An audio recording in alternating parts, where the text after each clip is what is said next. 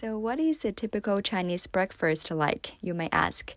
I would say it normally involves a dedicated amount of food prep and cooking, but it's so worth it, such as Chinese congee, steamed buns, soy milk served with breadsticks.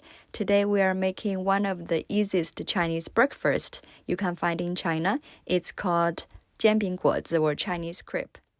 As you can see, so far we prepared spring onion, cilantro, the mung bean powder batter, as well as the wonton wrapper. To make the sauce, add in fermented tofu, sweet bean paste, as well as garlic chili sauce. You can find them at the Asian store, and actually you can make the chili sauce of your choice. Adding water to dilute into this texture.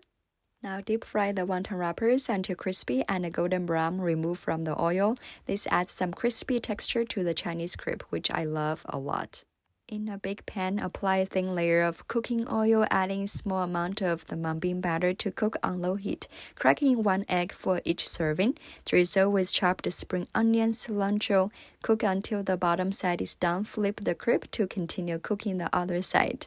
Now it's time to apply a thin layer of the sauce we made, also adding the deep-fried wonton wrappers. Again, it adds some crispy, delicious texture to the overall crepe. Flip and remove from the heat, serve warm. There you have it. So that's one of the breakfasts we serve in China. The recipe is in my bio link. What do you think? Would you try? Let me know. Thank you for watching.